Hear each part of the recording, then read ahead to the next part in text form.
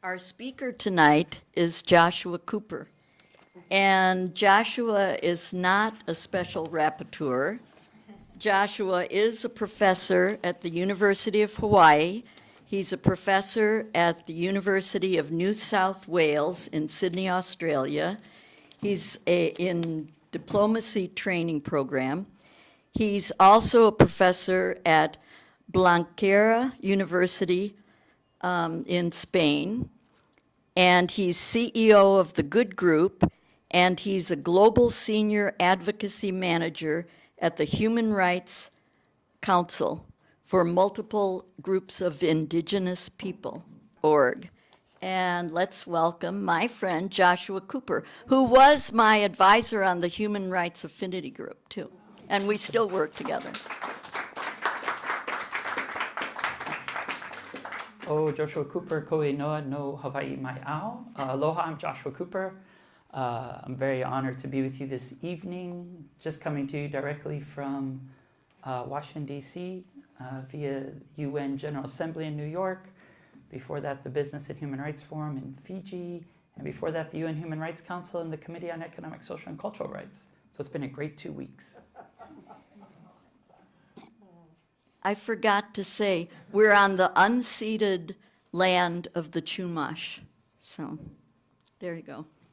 Perfect. Land acknowledgements are always good.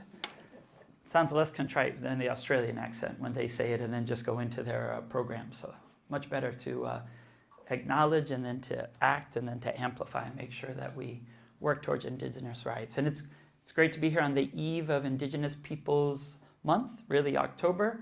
And it's also September is a great month because that's the anniversary of the UN Declaration on the Rights of Indigenous People. Does anybody know when it was adopted, the UN Declaration on the Rights of Indigenous People? September 13, 2007. So it's a very important instrument if you haven't read it. Great way to educate yourself, but also see, in a way, a real roadmap for reconciliation and going forward, consisting of 46 articles drafted for the first time by Indigenous peoples, for Indigenous peoples, that then became an international instrument. So quite a unique way to approach law, as it always should have been, as opposed to a small group of people who don't know what they're actually writing about. So it's a pretty exciting process that I was very fortunate enough to be involved with towards the end of my years at university and in my early career, being able to assist different Indigenous peoples at the UN. In that case, it was the UN Commission on Human Rights, which has now been replaced by the Human Rights Council. So I thought tonight I'll definitely share with you a bit about Indigenous people's rights, some of the most current challenges and circumstances, but then also the campaigns that I'm fortunate enough to be involved with, and also ways that in the end you can be involved, so you can be informed, be involved, and then make a difference for human rights of Indigenous peoples as well, here on the ground where you live, but also in the region and around the world. In today's world, it's very easy to connect with a lot of people for what matters. And so, as I did share, I'll just share briefly of where I was at and how that relates to Indigenous rights, and then we can get more into the background. But there are really the two spaces at the UN that relate to human rights is the charter bodies and the treaty bodies. And those were set up, of course, 80 years ago, right? We're celebrating the 80th anniversary of the United Nations. And does anyone know where the UN Charter was actually signed? San Francisco. I figure this crowd would know that. And so a lot of other places it's crickets and you got to play games and give hints. But I knew here with civilization you would know. So that's right. 45 years ago, if you look at it, 1945, right? 80 years ago, the world was looking at what had happened. There had been 2 world wars. There had been genocide. And the theme was never again. Never again should we allow something like that to happen to any people. And sounds familiar. We're very, I would say in this country, we're very slow learning at this point. But that we don't want to dwell on that. What we want to focus on, of course, is what has to be done and ways to go forward. But when you look at that, the UN Charter had a couple of significant points. It mentioned human rights 7 times. It also mentioned self-determination. So both those are absolutely crucial. Self-determination to determine one's political destiny, but to pursue one's economic, social, and cultural development according to one's own culture and values. Also to use one's land as one would see fit based on one's belief system. So a deeper sense of course, cosmology beyond how we see it today as a transactional or a property or a consumer issue. It's one of a sacred kinship and relationship, a reciprocal relationship, actually. Many indigenous proverbs, just was at the Business and Human Rights Forum in Fiji, and the Maori colleague there talked about the same things we say in Hawaii. If one takes care of the earth, then the earth takes care of you, and vice versa. Unfortunately, we are not in that paradigm right now, or as uneducated folks might say, as paradigm, where we don't know what's going on, but it's always possible to figure out new paths forward. And the good news is models have existed, and we just have to be open enough to listen and learn. And so there were two things. One was people have to have tools to fight against an authoritarian regime. If your country is moving in the wrong direction and you're being persecuted, and as all the sayings go, it starts off for one group, but eventually comes to you. And if you don't do anything about all the other groups, there'll be no one to speak for you. It's a very narrow focus of it, but you should just speak out for that sense of spirit of solidarity from San Francisco for everyone anytime we see wrongs. But it was, what tools do we need? And it was good. Eleanor Roosevelt was actually the delegate for the US, but she was also joined by 42 civil society NGOs. United Nations Association, which Nancy is a part of, is a very important member as well. And I would love to say it was because the US was very altruistic and knew that it's important to have the voice of we the peoples. But the truth was, the problems we face today, we've never directly confronted them and handled them, so they persist. We had one political party back then who didn't want to join the League of Nations. So the United States was never in the League of Nations. That was due to one political party who is still here. So for the San Francisco summit, they said, we've got to get everyday people, people that go of faith, people that are involved in their community, and we have to include them in this United Nations. So the US was the only state that allowed for civil society, NGOs to participate. And now there's millions of NGOs, civil society, that are really the oxygen in the room at the United Nations, making most things happen. It's we the people's movements. And so when you look at that UN Charter, one was to have a toolkit that is basically human rights. And those rights are all interconnected, right? We have freedom of thought. Freedom of thought is good. If I just did freedom of thought, that would be more of a meditative circle. I also have freedom of speech, so I can share what I'm thinking. Freedom to assemble. And a lot of the places I used to give speeches, especially on Indigenous rights, I'd always know the 3 doors, so just in case something bad happened, I knew I could get to another door. It's sad, but I probably have to start thinking about that in this country now as well. And so all those rights, freedom of thought, speech, assembly, choose one's government, getting involved, all those are essential. But what was also essential was what Roosevelt knew, especially through the Great Depression, was economic, social, and cultural rights. The right to health care, the right to housing, the right to education, just as valuable. Not something every 2 years, but something you require every 24 hours. Clean water, housing, basic food. All those are what we are definitely not doing. And there's certain things I think the good news is with such a sad state, it allows us to reimagine what matters most to us and what kind of country, and more important, what kind of world we want to live in. So that's one aspect. Those are the human rights that were included and mentioned 7 times. But the other was a sense of solidarity that if something's happening to someone anywhere else on earth, we all have to go and help that person. Because if you don't, eventually it will come to you. And that's not why you do it, but that's something that was definitely known at that time. And so both of those parts were the main aspects. And that was really, it was a nice, like this table, it's a floorboard. It's a minimum standard we should not go below. But it's also an open horizon of what we can accomplish through a rights-based approach for the world we want to live in. And that was really what was chiseled 80 years ago. Now, the UN has far surpassed the League of Nations. Didn't make those 2 decades. It's definitely older. There's definitely reasons to be absolutely concerned with it. But the problem with it, and has always been, of the UN or any even regional body, is its members. It's the states. States do not want strong international systems that then tell them what to do, how to do it, and what they must do. They want their, and it's been repeated too often the last couple of weeks, that it's their territorial integrity that matters. That they can do to their people and what they want to in their own borders. That's not the case. Human rights, the UN Charter, pierced that veil. And it said that everyone, everywhere on earth has inalienable rights, that they're born with those. Not that governments grant them, but that governments are duty bearers, that they must uphold those. And that rights-based approach is absolutely important as we look at what we're talking about and how we have to move forward. And so here we are on the 80th anniversary. Next month, October 24th, will be the time where there'll be more events here for UNA and other groups. And then the next big one will be December 10th for Human Rights Day. But there's a lot that needs to be done, and there's a lot that has been done. And if we look at Indigenous rights, the good news is Indigenous peoples have been involved in this process since the League of Nations. So in the 1920s, Indigenous peoples actually came to the League of Nations to raise concerns. They read the charter, they saw what was happening in their own homeland, and said, this is how we solve disputes, according to this charter.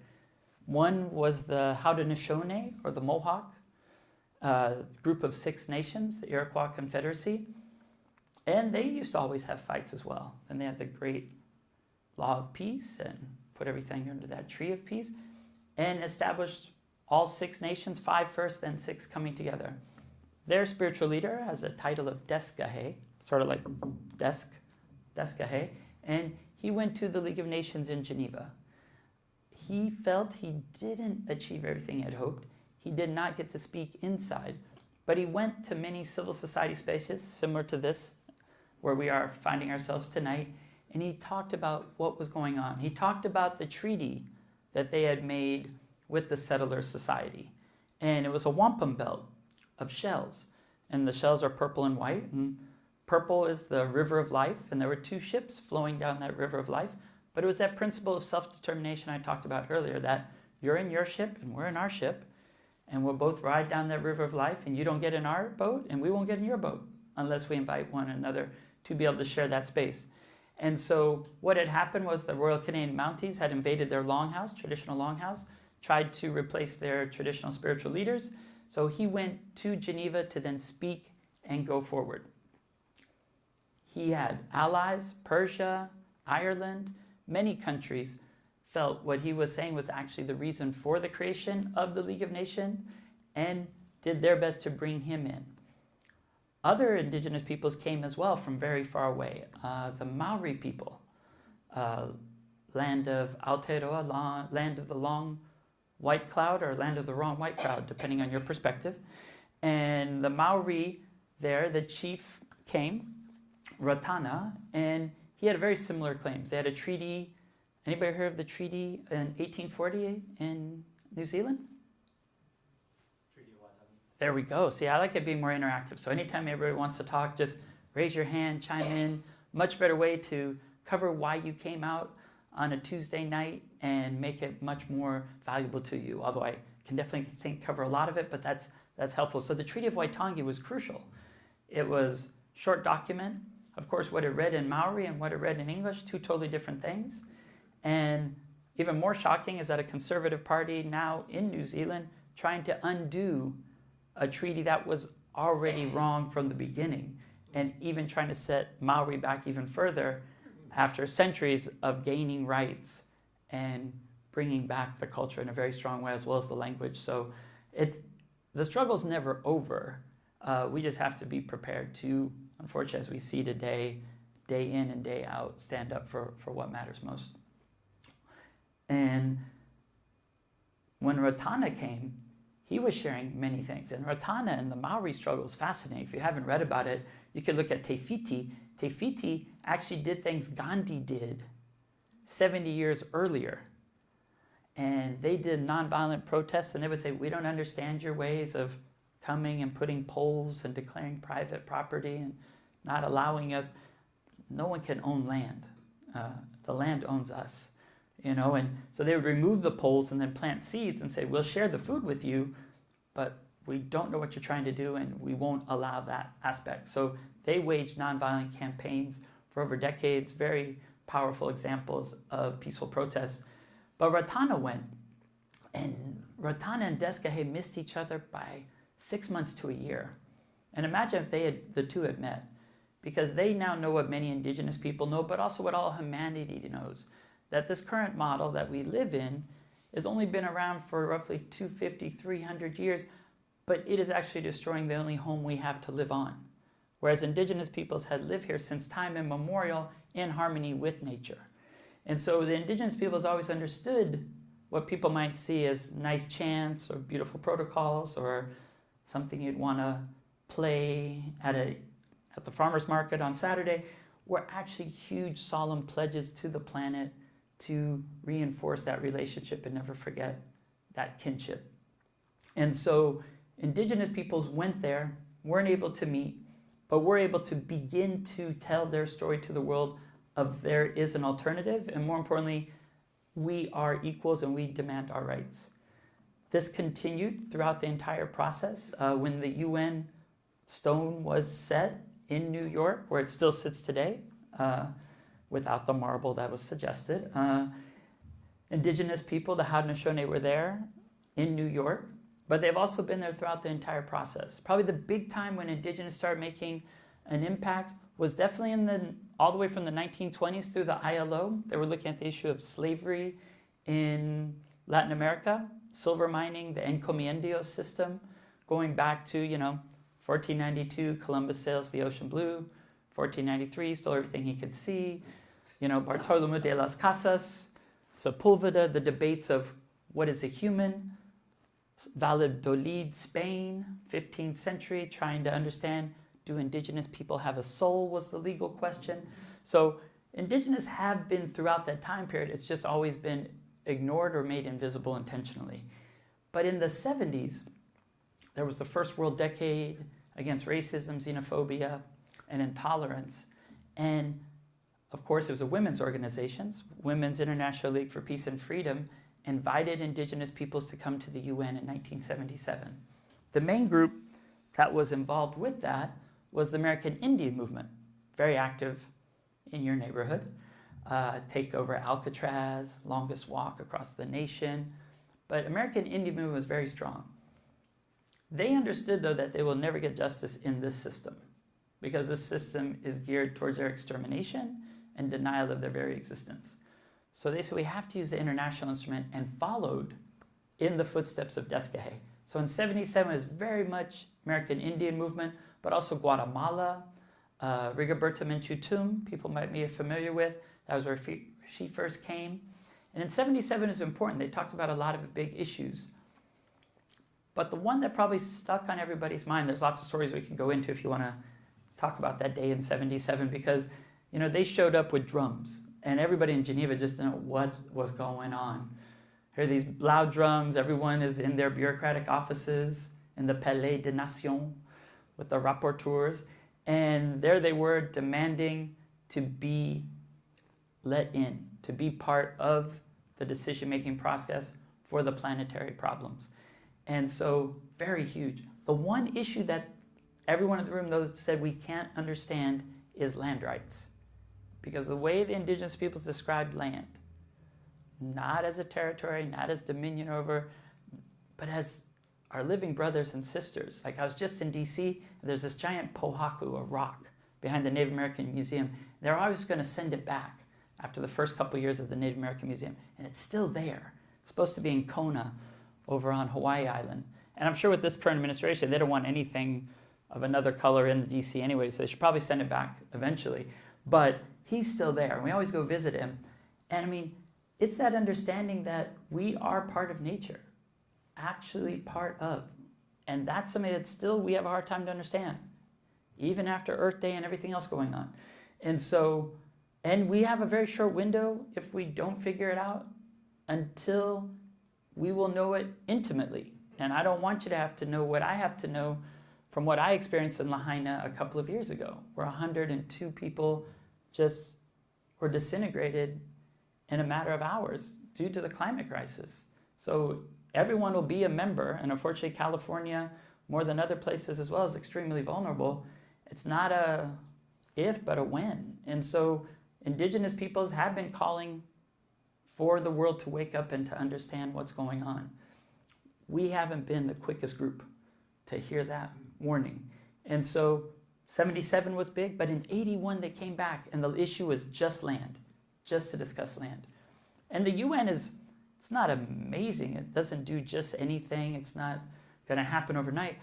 But it's about good people in good positions and knowing how to organize. And so Indigenous peoples were able to get a working group known as the Working Group on Indigenous Populations. It wasn't known as the Working Group on Indigenous Peoples because peoples, under Article 1 of the International Covenant on Civil and Political Rights and the International Covenant on Economic, Social, Cultural Rights, all peoples have the right of self-determination. So, of course, many governments don't want to grant that right or recognize that as Indigenous peoples, because then you'd have to recognize the land, state, a whole bunch of aspects. So it's populations. There's a small group, 5 people underneath the subcommission and the commission. But it had 2 tasks. One was to speak truth to power, and for Indigenous peoples who are directly impacted and human rights defenders to have a space on the world agenda to talk about what matters most. That was huge. And a lot of people who did come from Latin America were definitely killed upon their return home for just telling the world what was really going on. The other side, though, was to draft a declaration on the rights of Indigenous people. And that was the first time ever in international law that was nothing about us without us. Indigenous peoples were partners in that process, drafted the articles, negotiated the articles, and did that in that space from 1982 to 1993. In 93, the declaration was adopted as is. The experts who sit on the working group agreed with all of the principles and the laws that were enshrined. It went up to the subcommission. That was passed the next year, within a year, and then it went to the commission. The difference between the commission, subcommission, and working group is the commission, which is now the UN Human Rights Council, which is meeting right now in Geneva, which we don't read that much about in our newspapers, but it's a very important space, actually is where governments sit. That's where governments vote. So of course the governments didn't want to vote on that, so it stayed there all the way until 2006. Indigenous people negotiated from 94 to 2006 in that space. I can be honest and say if there wasn't the move to create a council to replace the commission, we probably wouldn't even have a declaration today. It would probably still be stuck because certain countries, at that time, it was Russia and Canada that voted against it in 2006 in the summer. When it was voted upon on September 13th, the next year in 2007, it was 4 countries. It was New Zealand, Australia, Canada, and United States. The 4 that voted against it. Some abstained. Certain countries now say we just don't have Indigenous people. One of the cases I was working on was helping Indigenous people in Laos just 2 weeks ago at the Committee on Economic, Social, Cultural Rights. So there's people who have been disappeared since the 1970s. One is Tubi Lifung. It's very much seen as like a Martin Luther King, Mandela of Laos. And he actually wrote a law that then recognized Hmong as equals and new constitution. He had a chance to, of course, flee during the conflict, but stayed.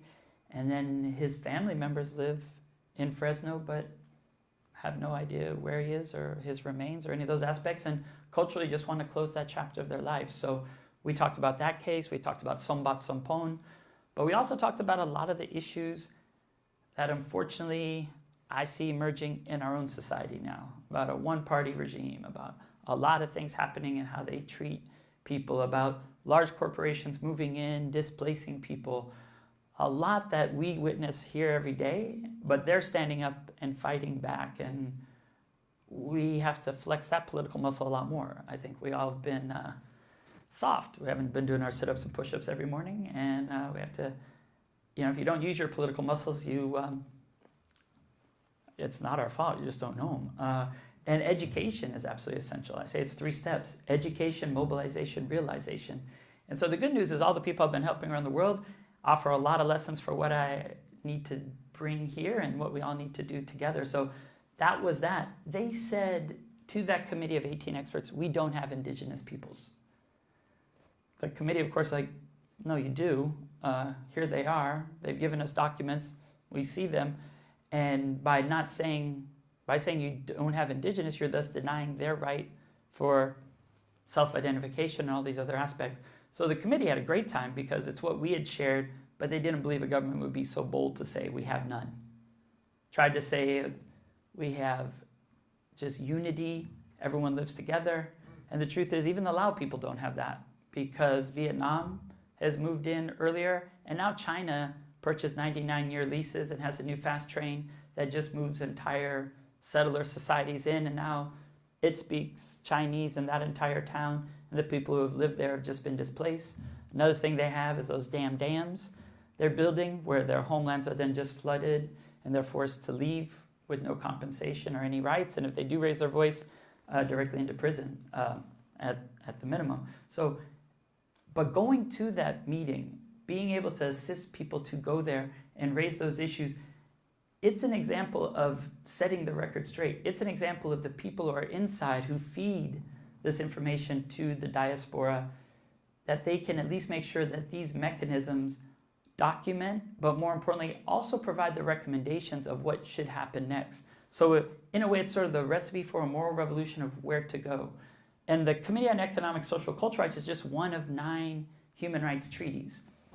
On an interesting note, most countries in the world have ratified at least 6 of them. United States, any guesses how many we've ratified out of 9? 0. You've been hurt in life, I understand that, and this is good reason. 3. And if you know the ones we did ratify, we're going to have to definitely change the new practices we're doing, right? First one is the Covenant on Civil and Political Rights.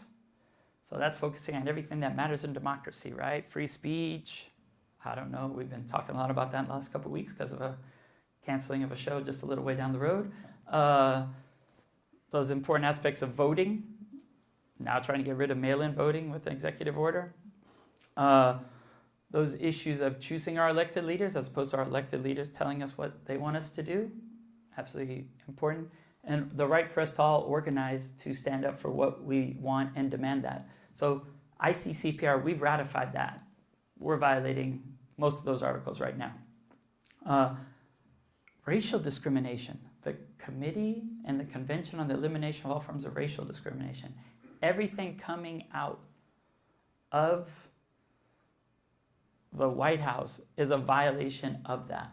It's denying the basic dignity. There are so many groups I work with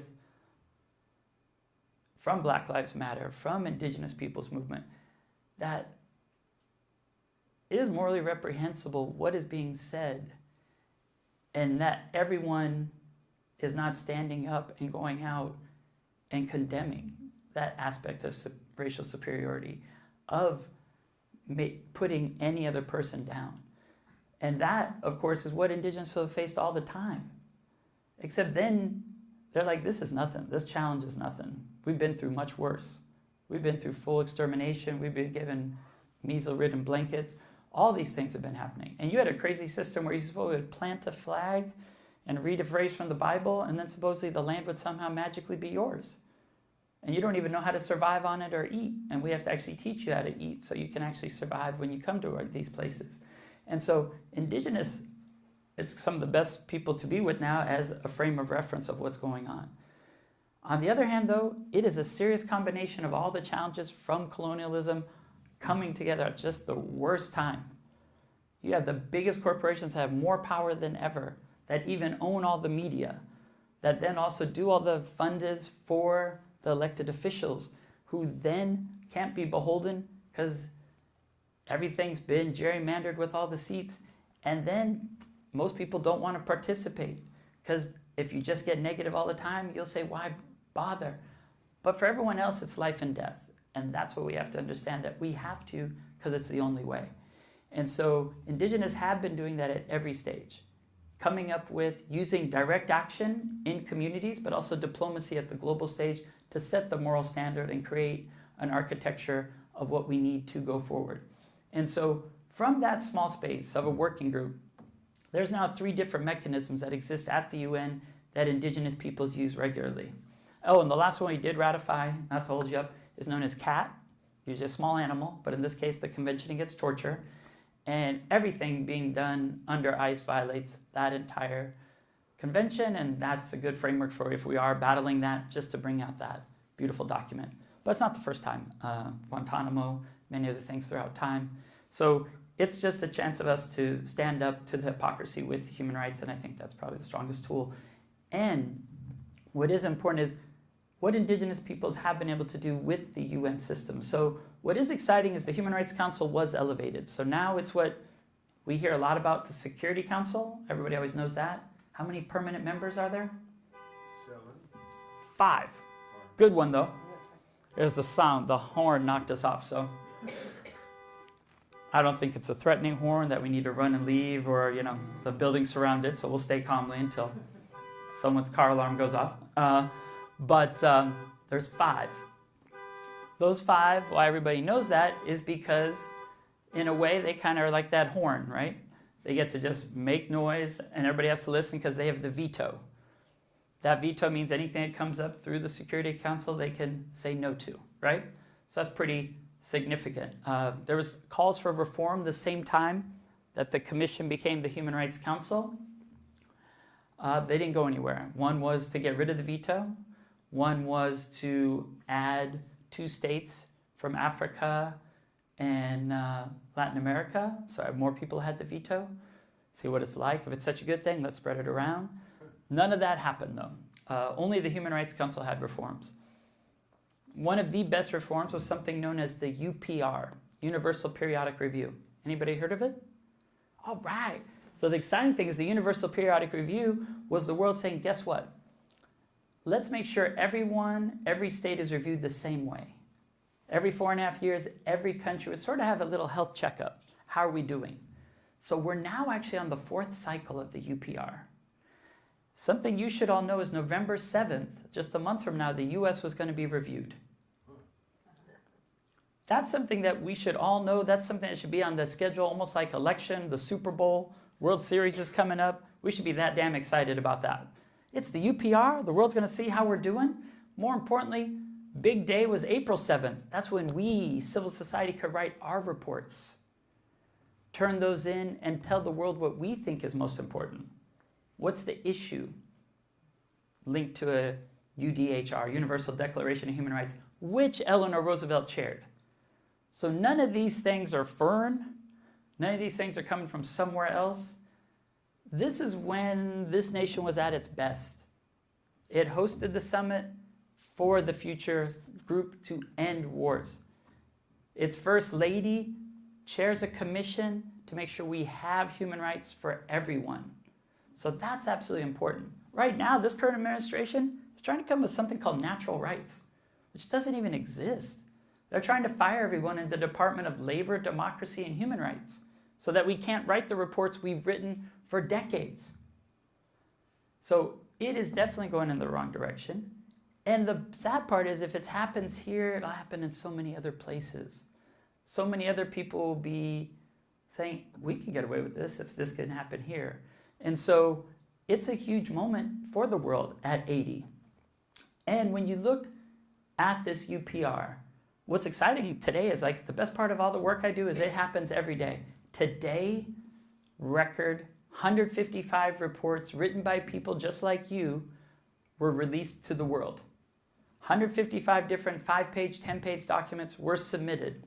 One of those even here from Santa Barbara that was drafted in community over at the library to say this is what matters most. Crazy sad part is when we wrote it then in April, it's even worse now. We'd have to add addendums, annexes, large parts. But those are all released, and that's on the UN website. So thinking about it from this perspective, the UPR is great. As a college professor, there have now been 4 cycles. We're in the 4th cycle, getting towards the end. If I want to at any time, I can look at the human rights record of every country in the world from 2008 to 2025. And there's 3 documents. Number 1 is what we the peoples have written, 5-page, 10-page documents. They all go together. What ASCLU wrote and what Santa Barbara wrote, same. Same page, treated with the same respect. The other one is written by the UN, the High Commissioner for Human Rights. Anybody know who that is by any chance? That's a tough one. That's not fair to ask that one, but his name's Volker.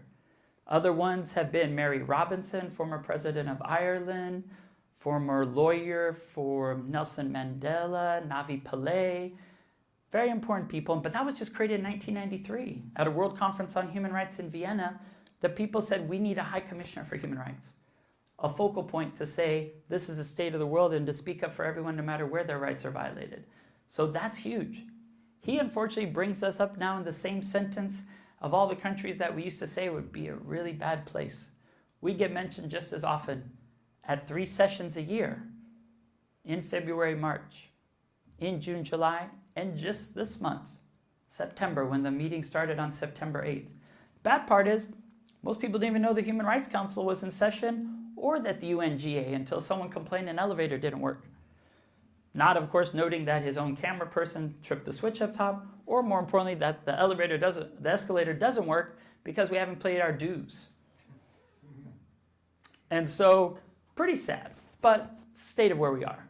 Also, rambles for nearly an hour where every other speaker is 15 minutes.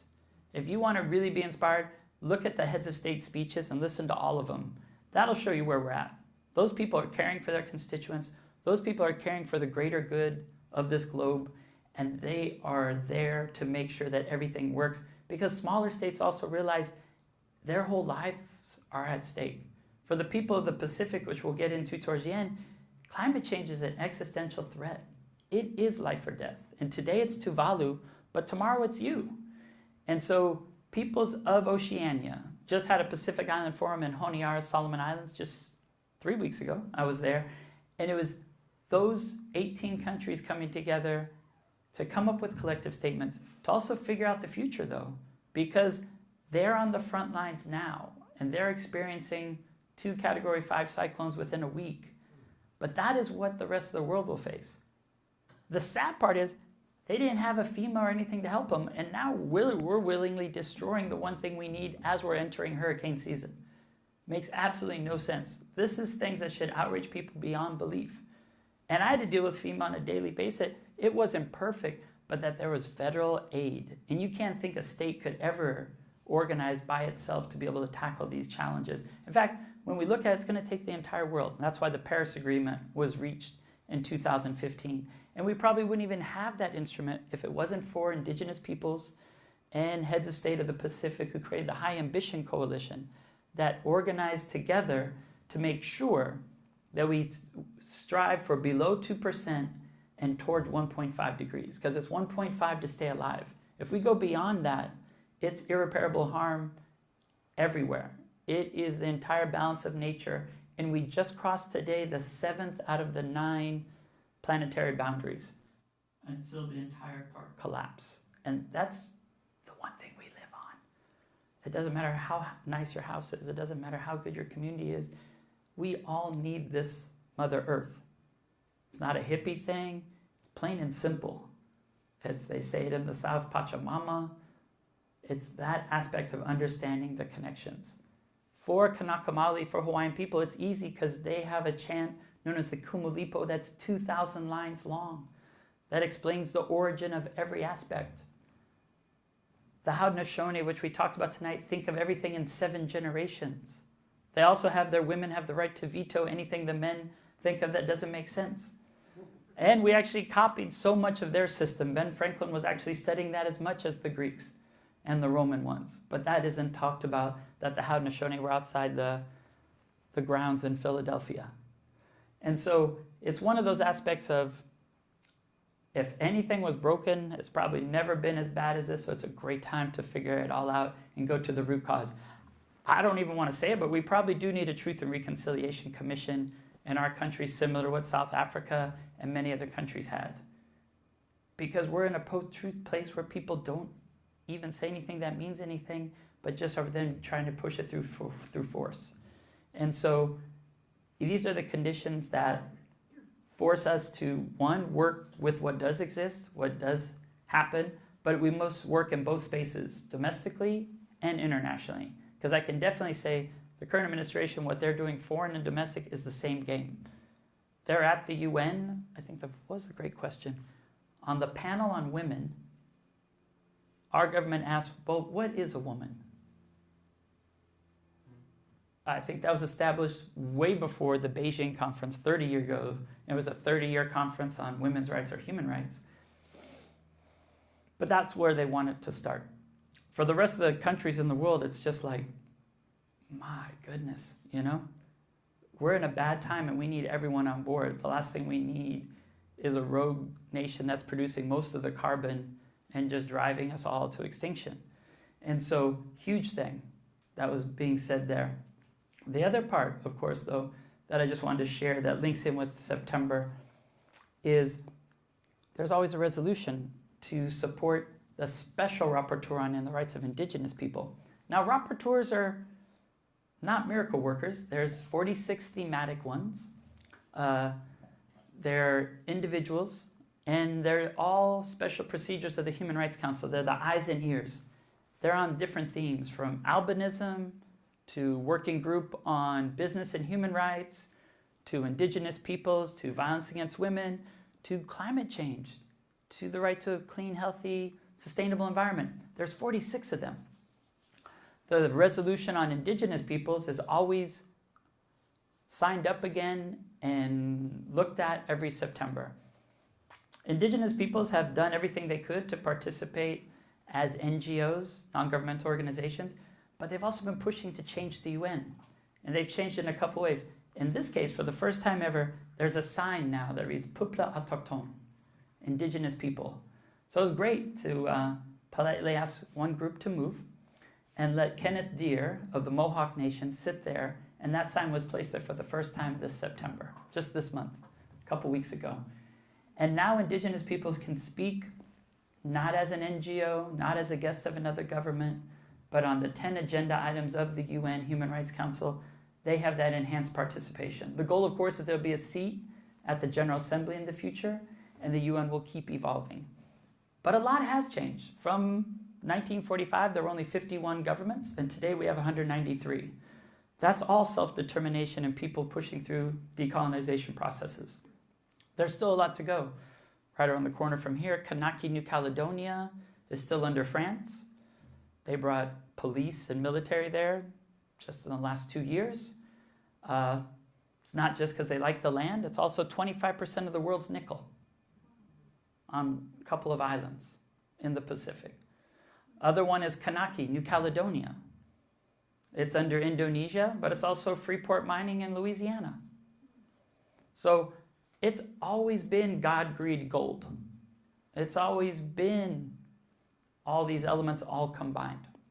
And it's always been one group that's had to fight against all three all at the same time usually. And so Indigenous peoples, though, have come there, have shaped it. The other thing that was created, though, in 2002 is something known as the Permanent Forum on Indigenous Issues, the PFII. And that was pretty extraordinary because they changed the composition of the UN. There's usually 5 regions, all post-World War II. Africa, Asia, Latin America, Eastern European, another group, Western European, another group. But when they created this new mechanism to replace the working group and create another thing closer to the hierarchy of the UN in New York, everything happens in this last week, they said we have 2 regions that aren't recognized, but we have to have them if we're going to even participate. One is the Pacific, Oceania, right over there, beautiful, that you have. And I know you all stood up against oil exploration and many other things over there, recognizing the beauty of nature, what we know as Moana Nui Akea. And the other is the Arctic. So now there's positions chosen not by governments, but by people from each of the 7 regions that sit there and make decisions. So there actually is a permanent forum on Indigenous issues. It meets every April. We've been taking Indigenous peoples from all over the world there. And it's a space where Indigenous peoples go to demand their rights, to focus on changing certain challenges, to bring back their languages, anything you can think of. UNESCO World Cultural Heritage Sites. Every UN agency comes to that space, World Health Organization, and it's where Indigenous come together to stand up for their rights.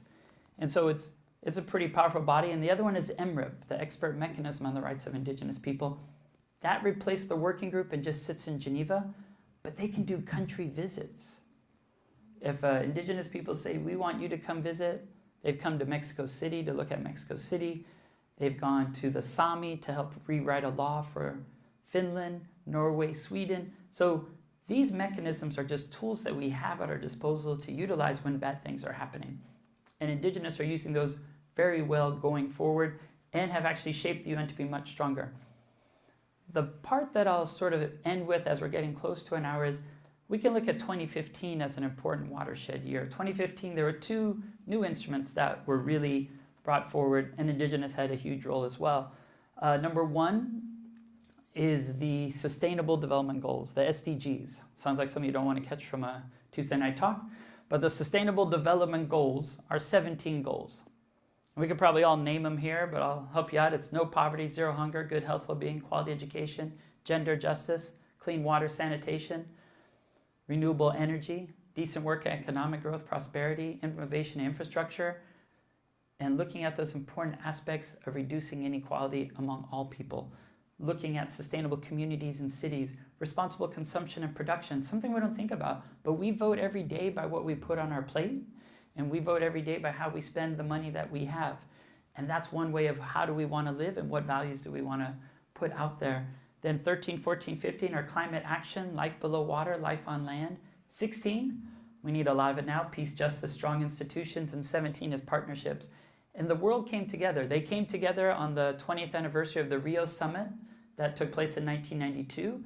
And if anyone wants to ever get into that, it's more than a one-night talk, but there's a great film called Yakawana, and it looked at a group called Land is Life that I'm one of the senior advisors to, and they had an Indigenous parallel summit to the World Conference. And that World Conference, though, in 1992 is important because it created 3 conventions. Number 1, the UN Framework Convention on Climate Change, the UNFCCC, which will have its 30th conference just in the month after this, November 10th through 20th, in Belém, Brazil. Right? Huge one. Other one was combat desertification, and the other one was looking at biological diversity. So those were all born there. Still awkward that they're 3 separate, but for Indigenous, at least these 3 conventions were made. On the 20th anniversary in 2012, they said we have to come up with something to replace the Millennium Development Goals. So the Sustainable Development Goals were born. They had a unique process. Every other month, they would actually work through each of the goals and say what it should have. So there's 17 goals, 190 targets, 220 indicators. All a very good approach to what is needed to make sure that everyone has what they need. And so that is a space where since 2015, when those were adopted, most countries in the world come and present their voluntary national review, a VNR. You can only imagine who has never appeared yet. USA, USA. So we're one of less than a handful. On the other hand, though, what's always good is it's not the first time federally that we fail. States are picking up, and cities. So Hawaii has written 3 voluntary local reviews. We just presented the last one this summer. I'm fortunate enough to be able to assist Mayor of Maui, and he went there to speak on behalf of Hawaii as the mayor to talk about what voluntary local reviews are, to talk about sustainability. And as one of the first Kanaka Maoli mayors, former judge, he's like, guess what? In our culture, we don't have a word for sustainability because you just had to live like that. And you knew that was how you had to live. If one of the islands besides Maui, which he represents as Molokai, a young girl said, how do you define sustainability? She said, get enough. Everybody get enough. That's all it is. And so he went there and spoke on behalf. And all the other mayors there were very excited to see what he was saying. In Germany, they get together and have peer reviews to see how each other is doing before the high-level political forum. We launched something new this summer called the VLR Lab. And in that, we created a best practices bank where any city, any community can share their best practice in any of those 17, so that now we have a whole website where anyone can go like, I don't know what we should be doing on zero hunger. What's been done? Well, Hawaii has something called Ma'o Farms. It's a great system that a friend of mine established, moved out to where I grew up in Waianae, and it actually grows food now.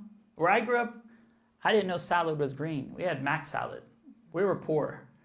all right? And now they grow all the food out there off a land that they said was fallow and barren and couldn't do anything. Students also get scholarships. They also are able to line up degrees studying all these aspects of food security. So Ma'o Farms is just one. You know, when you have people in the White House that care about science, they actually come to that place and visit it to see how it's done. But the whole point is, the good news is we don't have to invent. We don't have to create. This idea is about ideas and then coming up with initiatives and then making sure that we can change institutions to make sure that these global goals are provided for everyone. So the voluntary local reviews are great. That's one of the reasons I'm here. I'm hoping definitely that Santa Barbara Council will take it up, that by next year in July, or at the latest at UNGA 81, that Santa Barbara will be able to share what you have as your voluntary local review. But the best part is you're already living a lot of it. And the one part would just be educating everybody to know more about it and then working together to amplify it and actually even do more and resonate with other communities. And also coordinate with other cities around the world that are also might be similar or might be different and seeing what we can do. That's the goal of number 17. So that's the first instrument that was huge in 2015. The second was the Paris Agreement. Paris Agreement was amazing. It was Ambassador Tony DeBrume of the Marshall Islands saying we have to have this high ambition coalition in Paris. And then I'll never forget it because it was actually on the anniversary of the Universal Declaration of Human Rights being in Paris, demanding human rights in that space. Because even the UN and all the things we do, teaching at the university, everything's still siloed. We have to start seeing the world as everything being interconnected. And so it's shattering those silos and putting everything together. The first time we wanted to even create that special rapporteur on climate change, we got the right to a clean, healthy environment instead. Wasn't what we wanted, but we got an independent expert that then became a rapporteur, and now we have both climate change and independent special rapporteur on clean, healthy, sustainable environment. And all these things are absolutely vital. If we don't think environment's important, we could hold our breath while we're counting our money, and I'm pretty sure it won't last long, it won't get to too high. So it's an important time to see what matters most, which is always what Indigenous peoples have been trying to share with us, of a sense of balance. And so when we look at the Paris Agreement, the UN 2030 Agenda of the Sustainable Development Goals, the good news is there is the moral architecture. The good news is people's movements have shaped and changed countries, continents, and the global culture of international law. There's new things that are happening all the time. The sad part is we just don't talk about them in our country. We're too busy reading about who's getting divorced, and I can't believe Nicole Kidman, she was born in Hawaii, oh no. You know, and I feel sorry. I mean, everyone has pain. We don't treat each other like we understand empathy or how to live that way. I teach peace studies, we definitely have to do that. But the serious situation is there are things. There's a Beyond Borders and National Jurisdiction Treaty that was just ratified. We, of course, won't say we'll ratify it. And that's protecting marine protected areas, 30% of all the oceans. There's a movement for a deep seabed moratorium because it's the new Wild West since we're in California. And somehow we think we can dig up the nodules at the bottom of the earth to make more profit. Don't need to. Also, they just realized, oh my gosh, it's something called dark oxygen. There's actually life down there. Indigenous always knew that. That's in the 6th line of the 2,000 lines of the Kumulipo. So all these aspects, the amazing part is it's being done by people who have very little resources, but are using the rule of law and focusing on what is possible at the local level, at the regional level, and at the global level. And so I just wanted to present with you some of those aspects of what is going on. Just, of course, at UNGA last week was quite significant. UPR is the latest. So crazily enough, the U.S. says they won't participate in the UPR. Why would anyone tell us about human rights? Because we're so good. Of course. And if you are so good, you have no reason to be worried, I would say. So we're not appearing. This isn't the first time. South Africa didn't write their UPR, but just showed up. Kind of like the kid who studies all night and then does the all-nighter and then walks in and says, we're here. So they did that. Israel wasn't going to show up in the third cycle. A couple countries influenced them, and they did participate. So right now, the reports were made public today. Next week, on actually one week from tonight, I'll be in Geneva at the UN Forum of Mayors. And at that meeting, we'll do the 1 month countdown to the US UPR. It'll be hybrid, so you could zoom in and watch if you want. But it'll be civil society sharing what they think are the most important issues. What are the crucial questions that should be posted to the government? But more importantly, what are the recommendations? So the exciting part about the UPR, the VNR that we're talking about, we didn't even get into the NDCs, Nationally Determined Contributions of the Paris Agreement, is it's a chance to reflect on how we're doing as a country and how the world is going. It's that health checkup. It's good, you know. We might feel like we're doing great, but every once in a while it's good to see, oh, maybe my cholesterol numbers are too high. You know, oh, maybe, you know, that's what the steps craze is, right? How many steps have I walked at? Oh my gosh, I'm a potato. I haven't moved at all.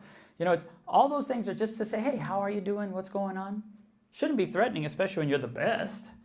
You know, it's just an easy little, you know, put me on the scales. I'm top, you know, 6-pack abs, all set, ready to go.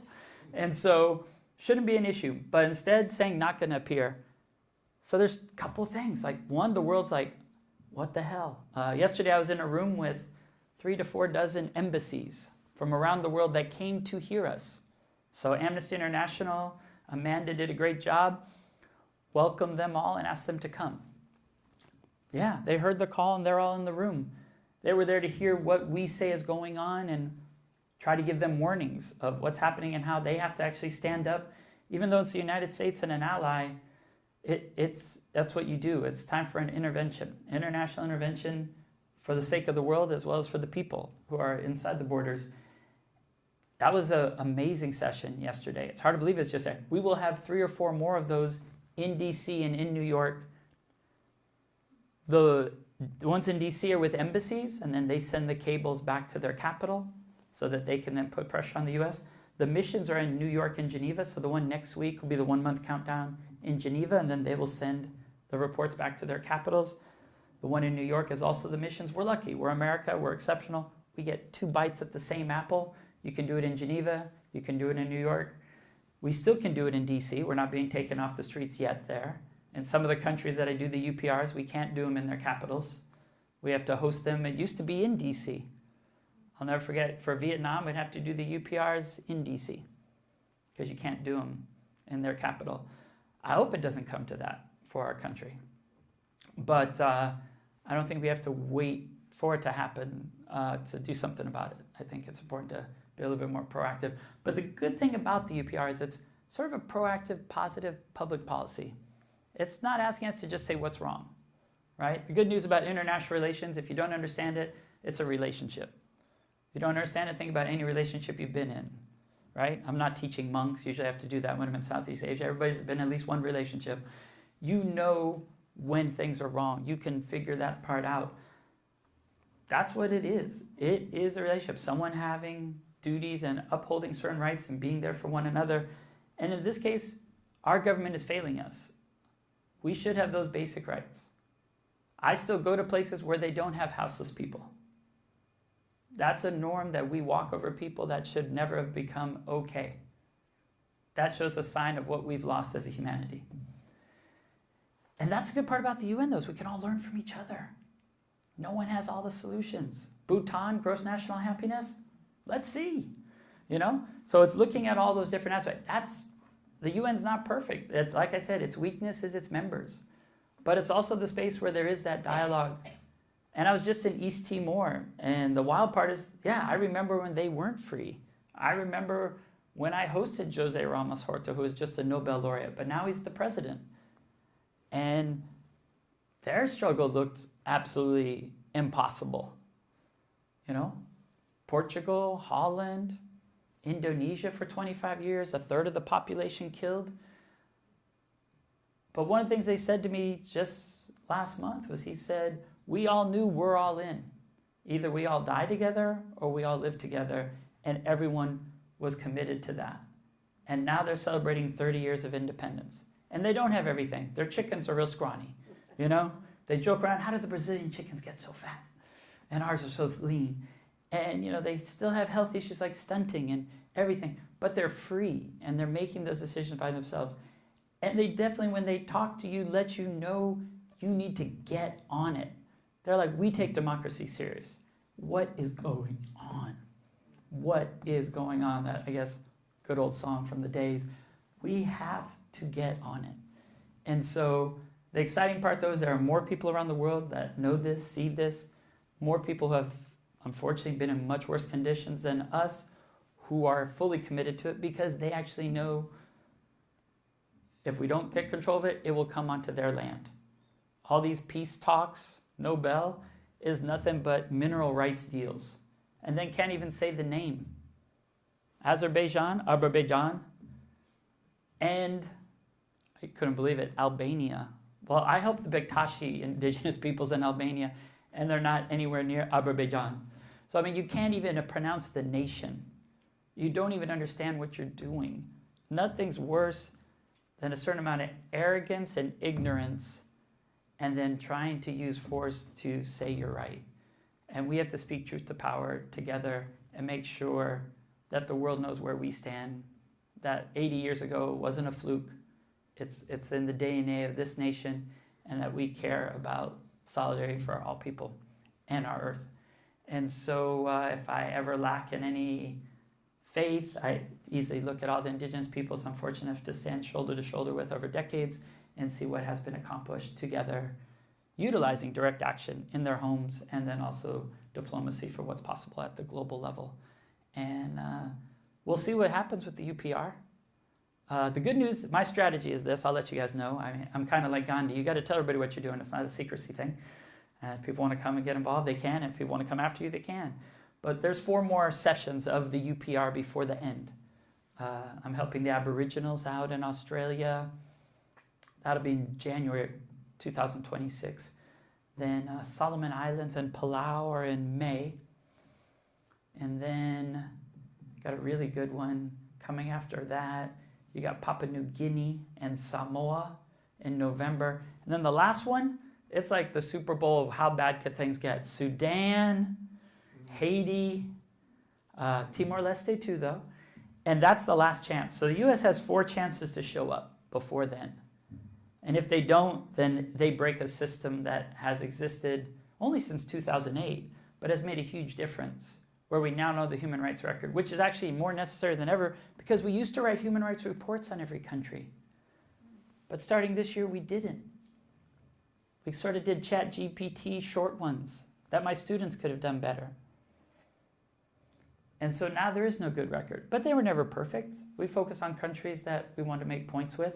China wrote human rights reports only on us. I help Uyghurs, I help Tibetans. You got to help people wherever they are, no matter where they are. And China's just passing a new law in their Congress of ethnic unity where they want to erase the indigeneity of all their peoples. So it's not like we don't have no problems here, but we definitely lost Hong Kong. That was one of the biggest deaths of COVID. And they're continuously chased down. So the truth is, everyone's sort of in the same space. We all have the same tools. It's trying to see if these tools are worth what they're made for. We have constitutions, we have rule of law. And we have to see if resistance and rule of law can work and see what's possible. But the good news is there's many people doing it, and it's not a lonely path at all. So I encourage everyone to get on those good walking shoes. We have olakais in Hawaii or Sanooks, and look forward to finding you on that path towards peace. And I really do thank you for listening for over an hour. Hopefully it was somewhat informative and gave you some insights about aspects of advocacy on the local level, at the national, or at the global. And more than welcome to stay until my meeting tomorrow with your council members. So whatever you want to ask or talk about, or I'll give you my email or phone, and we'll go from there, and I'll take questions. Yes? Yeah, we have time for a few questions, but let's use the mic because we're streaming and they can't hear you if you don't use the mic. Gotcha. So do we have questions?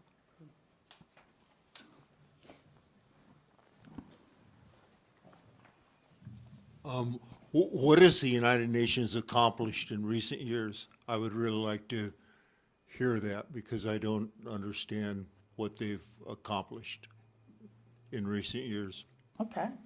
I would in say, the 21st century, let's say. yeah, perfect. Any other questions? We'll line up a couple and then we'll go through this. Right next to you. I was just wondering where India falls into this scale. Okay. India's actually, I helped the Zoe people in India, so that'll be a good one to bring in. Yes. Catholics have a spokesman. When the Pope speaks, he's universally known. Do the indigenous people, are they organized, and do they have a Pope who can speak and be heard throughout the world? Great questions. All right. Is that good enough for the first three? Anyone else with one that they... Well, I have a question. Wonderful. Can you see the United Nations working without any support from the United States?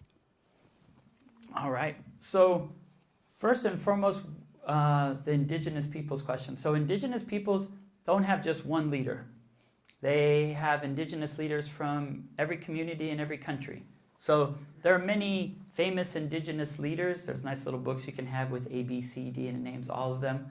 But there's many indigenous leaders, male, female, from communities that are also hereditary or traditional chiefs, and also kings and queens.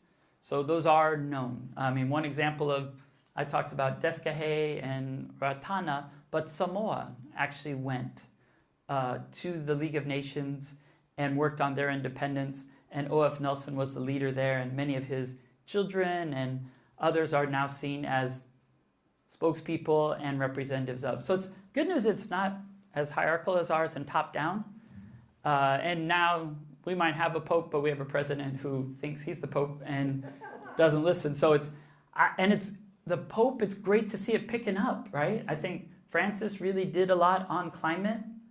And the new one, Leo's been speaking out a bunch. We know just learned that he likes deep dish pizza. He's also very deep philosophically about a lot of issues. And so I think that's important. Dalai Lama is seen as spiritual leader and definitely of an indigenous peoples, but he doesn't speak for all of them. One thing that has been happening, which I think is most powerful, is it's known as the elders. So it's former heads of state, former recognized leaders that then, after being in those positions of power, come back and join together on the larger issues that sort of remind humanity of what we need to do. Those exist with Club of Rome, Madrid, the Pacific Elders.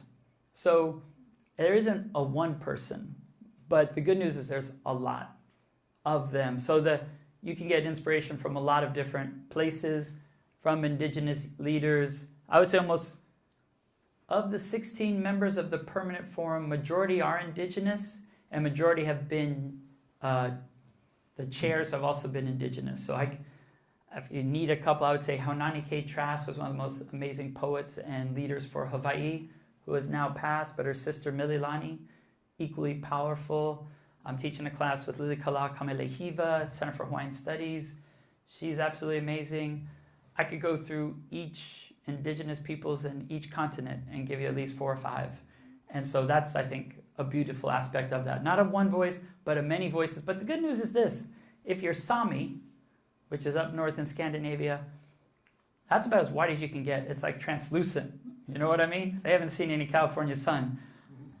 But their philosophy, cosmology, and worldview is absolutely similar to the Aborigines.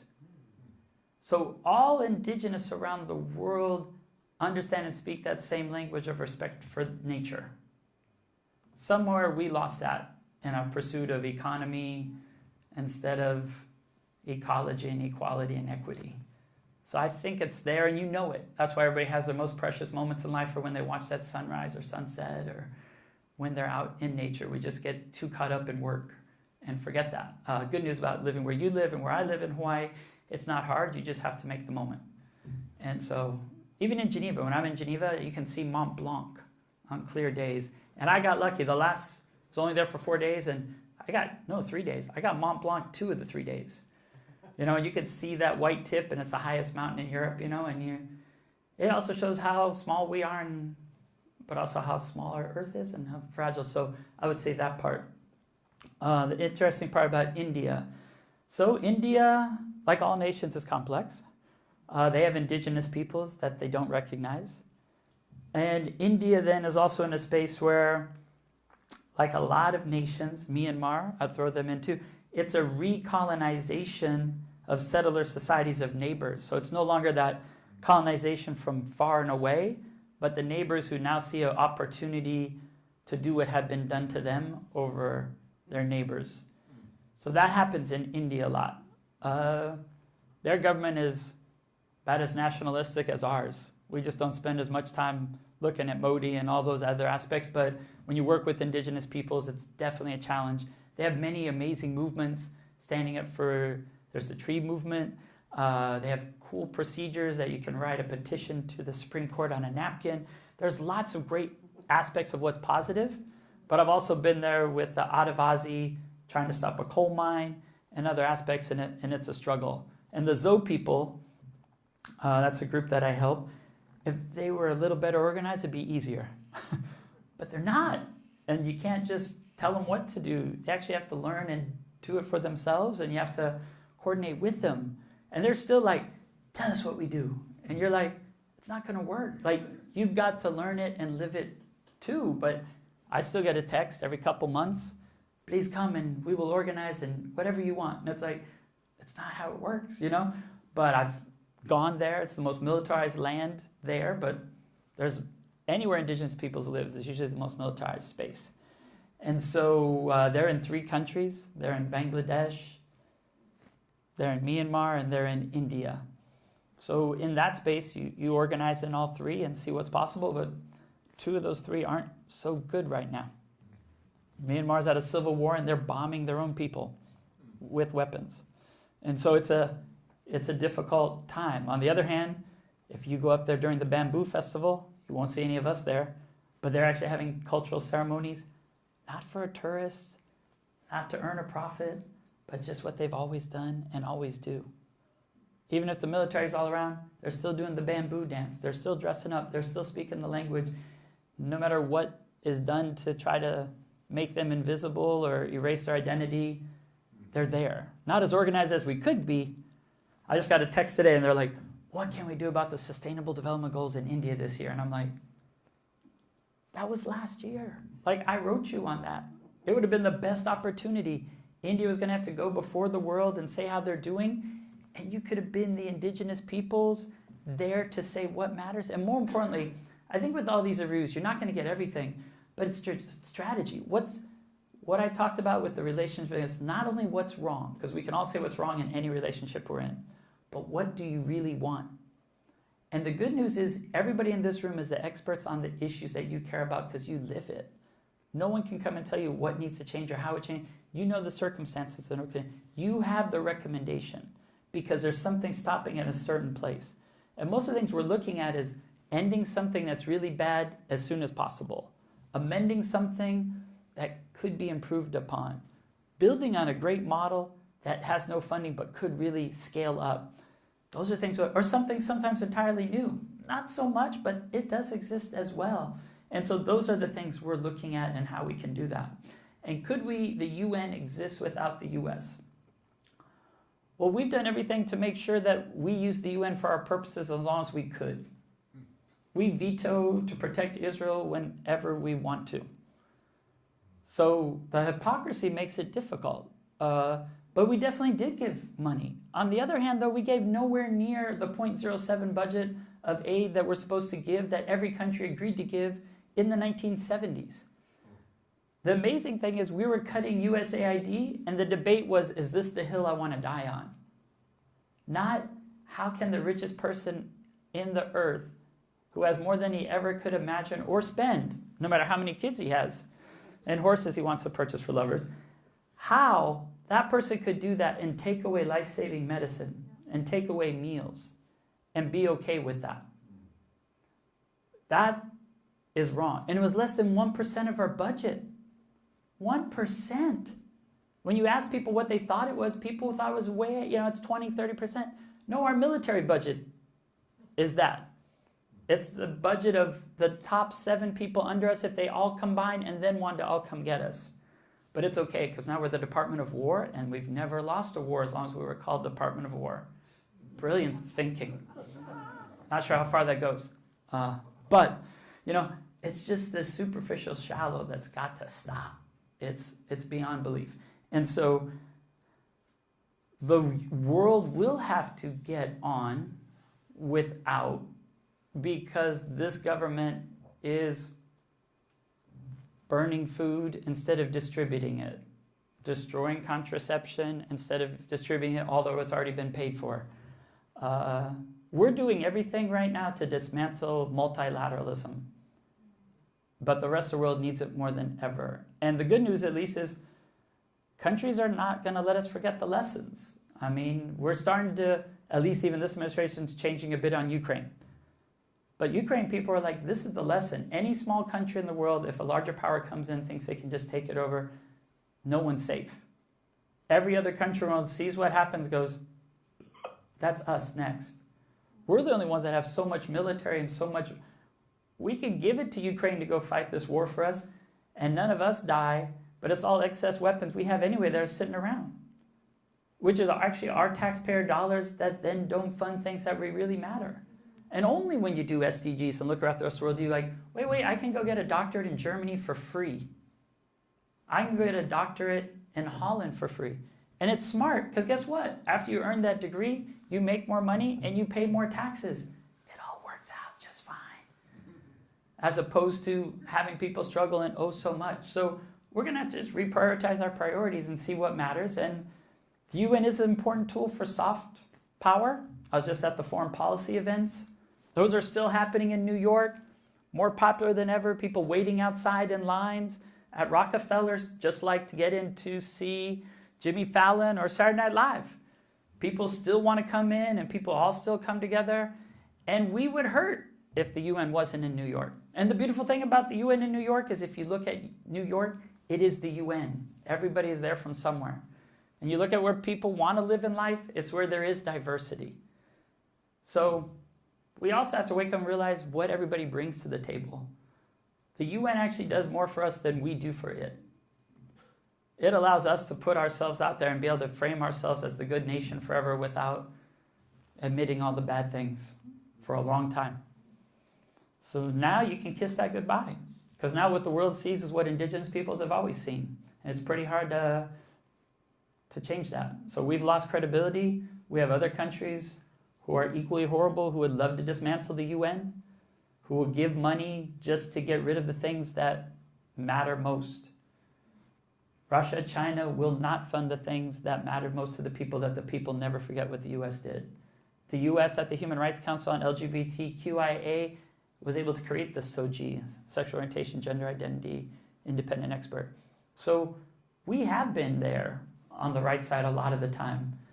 But you don't just keep going back to the same abusive relationship and hope we'll just remember the good nights. And the world right now is in a pretty bad state of remembering a lot. And it's hard to just say it was once. This is twice.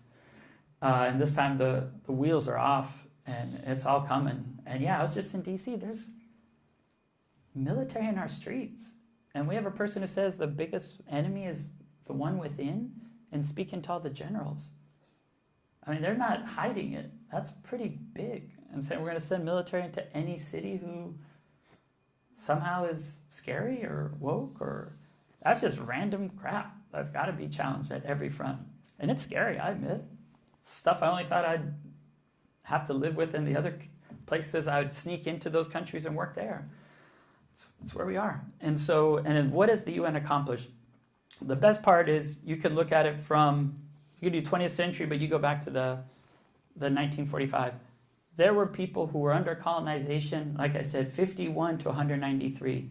Independent nations who have control of their countries that never had that. And they were controlled by empires and other aspects. The other side, though, is the things that we're getting rid of. Vaccines. That we were eradicating measles and polio. And now we're trying to be the country that's actually getting rid of those and challenging that. We have what everyone in the world would die for. I was just in Fiji. The news campaign I'm working on, I can't wait to work on, is clean water for people of Fiji. Because you know Fiji. You pay $5 for a bottle of water. Their slogan is to quench the thirst of the world.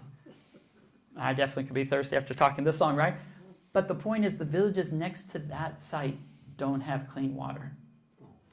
So how is that? So that's one example of like, oh, good, I'm glad I'm at a forum on business, climate, and human rights. And then how do we coordinate with that company? And what is possible? We'll do the diplomatic side, but we'll also use the direct action as well. Already Fiji was in trouble because their prime minister wanted to set up an embassy in Jerusalem. All of a sudden, Fiji water's the target. Fiji's like, what do we do? Don't worry, you should have been doing the right thing a long time ago. On the other hand, I know a community that diverts the water, and they swim in it and have everything they need. So, but Viti Levu should definitely have clean water in the next, before the Sustainable Development Goals expire in 2030. And Vanua Levu, the other islands, should also, because if you can get water to the world, shipping it, you can definitely create the infrastructure to make sure everybody has basic water. So it's looking at all those. So for Indigenous peoples, to create the permanent forum was huge because it's the first place you could say, we are here and you can't erase our identity. That is huge. And that they elect their own peoples is also impressive. So there's a cute little card the UN has like this that has like, these are 8 things the UN has done. UNA has aspects that talk about it. But the best part is I think if we talk to anybody from another country, it's been the UN Development Program, it's been UN Population Fund, it's UN Women that have come in and provided Food and Agriculture Organization, World Food Program, making a difference on a daily basis to save lives. Things that don't make the headlines and we used to contribute to. I see your hand up, so yes. Yeah. I just, there's so many good things going on beyond the surface. And it's a big world, and it's very pluralistic and complex and multifaceted. True. There are a lot of people that used to talk about a world community or a world government. Yeah. Now that might be too monolithic. But my question is there something where, given all the detail, that wonderful complexity that you've presented, that the world can focus on, such as a Congress of Civil Society, or a shadow United Nations, or something that is able, I don't like to use the word aggregate, but to aggregate a lot of the things, the wonderful things that you've been expressing. Does that exist, or if not, can it exist? Yeah, so no, great question. So one is there's a group called the UNPO, Unrepresented Nations and Peoples Organizations. And that was set up as sort of to play that role. Dalai Lama was involved, Ken Saro-Wiwa from Nigeria, Jose Ramos Horta. So the idea there was you would be UNPO, Unrepresented Nation and Peoples Organization, and then you could graduate into the UN. So that's one entity. It still exists, and it's many indigenous peoples are members of that and coordinating. So that's one aspect. The second one is this group called Congo, and that's the Conference of NGOs. They're having their big global conference October 27th through 29th, and that's all the NGOs of the world. It's also Civicus. But I think we can also look at regional. I think we should look at European Parliament. But just because you have a European Parliament doesn't mean it's always going to be doing the right things, right? They've got what we've done and what we've let out of the bottle here is now coming up in Hungary, is now coming up in, is that a sign when lights go off? Or do we need to run, or is it just we didn't pay the bill? So more solar panels. Those mechanisms are coming up. And the European Parliament is one good example, but it's not a perfect one. So I do think there should be a world parliament. I think it would be an important issue. I mean, if you look at any film, Star Trek, Star Wars, one of my favorite things in life to study is future studies. Because it asks you to look at the world, and it's 4 sides, right? One is drastic dystopia, world declining. You used to have to imagine that. I say you're in it. Forget it. You don't need a what do you call it? You can just look at the news every day like, did you really say that? Oh my gosh, that happened today in this country. So that's that. Second was, it's gradually declining. It's going down a little, but you can still see where it's slipping. Bye, thank you. And then the other one is gradually improving, and then the other one is utopia. And we have all the resources, you know? This is a great time. I mean, my friend does communications on the Hill, and I was talking to him like, it's good and bad, right? I majored in journalism and political science, right? When people ask me what I would do, it'd be like, what are you going to do, work at McDonald's with that, right? I grew up in Waianae and I go over the world. I want to be unemployed. I want us to have world peace and I can just concentrate on reading books and languages, But the situation in which you look at, what's pretty amazing is that everyone does look at a structure where we have it. And even with journalism, it is now couldn't be worse. We have no newspapers anymore. Our TV stations, which we usually have that are public, actively being defunded. If you don't think that's intentional, it's absolutely the case, so there's nowhere to get your information. Everything's social media, and social media is just nothing good. It's distraction. Doom scrolling, they call it. If you had a good paper, Amazon bought Washington Post, decides not to run editorials anymore. 60 Minutes is getting sued. Everyone's getting sued, so you don't publish anything. On the other hand, that shows freedom of the press, and Article 19 of UDHR is absolutely valuable. So we have to put the energy in to a global free press, I think. I mean, that's a good thing. You just have to have a global free press. You have to work on it, have a correspondent, a couple from each country. And I think people would actually want to hear the good news and do that. So that's one piece of it that we actually have to do, really come in on media, because it's bad now. It's X and Twitter owned by one person who just killed it within 2 years. And so we have to reimagine that, but we have to reimagine all the big institutions. I do believe a world parliament would work, where you could have people from every country. You could reimagine what voting would look like, all the different things with all the technology we do. So it's a good time when it's down to be, what is everybody's best idea and how do we make it? Because none of this was guaranteed to last this long either. So it's a good, healthy time to be like, wow, too many donuts lately. All right, time to get fit, And we all can get that way. So I have full belief in what's possible that way. But yeah, Star Wars, Star Trek, all of them have some global confederacy. They all have different size heads. And then they all meet on big issues. But there's always some evil person, and there's always something trying, a Death Star. Star Wars, you always like, the rebellion's 5 people against everything, and you have a dearth of a chance. But that's always it. But that used to be the American film you go and see and say, that was me. We got to understand that. I mean, I love it. I always watch foreign films with my friends around the world, and you die at the end of those movies. And, in America, you're like, death? What's that? We would never die. We would kill everybody and survive somehow. Marvel movies, But, for everyone else, it's like a little bit more real. We're just getting a little bit of real taste of things like, that's kind of bitter. Life isn't a Krispy Kreme that melts in your mouth that you don't chew. That's not healthy. That will kill you. Nice every once in a while, but it could kill you. It is time to have a real good hard look in the mirror and as a world of what matters most and what movement can we build to preserve the planet and people and partner with one another. Because it's also crappy to have everything and everybody around you have nothing. But we've also learned that's the way we act, and that's not a healthy one. So the rest of the world could actually really hate us for a hell of a lot of reasons. And the only sad part is we were getting away with it until this one. Now everybody knows the real truth, and it's hard to ever rebuild that. So it's going to be a tough one. It's going to be a lot of, I hate to say it, probably reparations and a lot of deep conversations. And so it's not going to be a happy, joyous, I'm thinking everything I do is 2045. It's 20 years. It'll be about time when I should retire anyway. But it's a 20-year campaign. As much as we love everything as instant gratification and it's all going to get better with an election and clap our magic Dorothy slippers, it's probably 20 years of good hard work, but Josh, we live it and it's worth It could it. be longer, but we have to bring this one to a close. All right. I guess So we I didn't pay wanna- our sponsors. We're running down. Just I want to teasing. ask I really do Donna- appreciate everything tonight.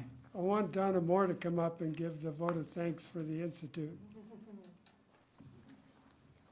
Thank you so much. You're the best. Well, thank you all for coming this evening, and particularly you. I was just thinking, I think you gave the vote of thanks, actually, and maybe it goes to the United Nations through you. But when you mention it's a good time to invest in the world, that seemed to make such common sense, and you'd think for a culture like the United States, we'd get that. We'd get that this is a good time to invest.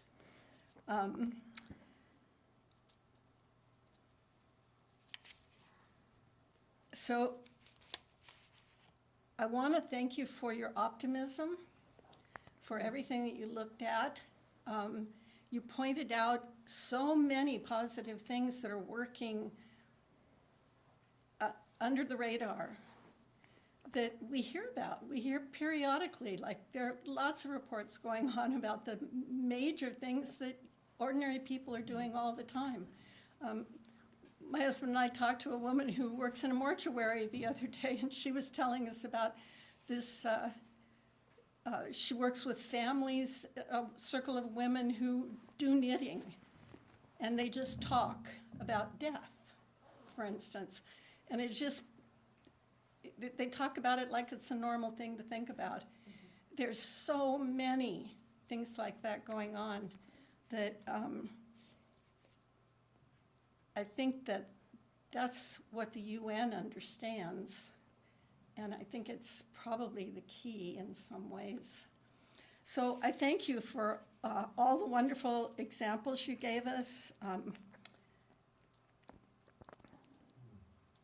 I had a quote, I'm not sure that I really understand it, but it came up while you were talking, and so I thought I'd just read it, and maybe it's food for thought.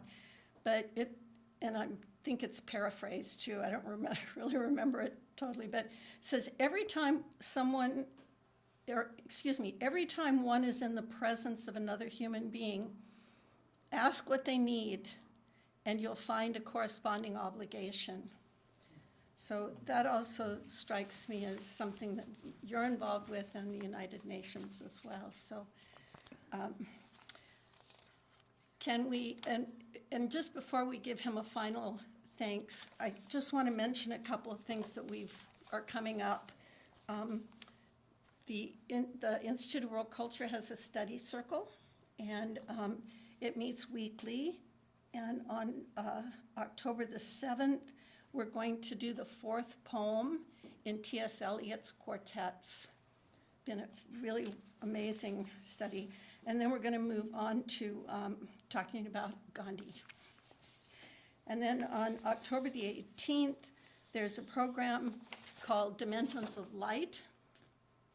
And it's light in every aspect of your life, from the universe, the cosmos, to poetry, to black holes, to Einstein rings, Diwali, and then Celebration. celebration. It's big in Fiji right now. And then on the 27th of October, there will be a Monday night forum on openness is the new mindfulness with a professor from UCSB who is stating that, or I guess sort of the subtitle is, How Cultivating Openness is the New Mindfulness. And then on November 8th, Sikhism, the Path of Love and Service. So there's quite a lot going on at the Institute, and we hope you'll all come and join us again after we've had such a really wonderful opportunity to. The history that you gave us is like overwhelming. I've never seen anybody do that before. Just flooding out with all of these connections. So, we'd all like to thank you.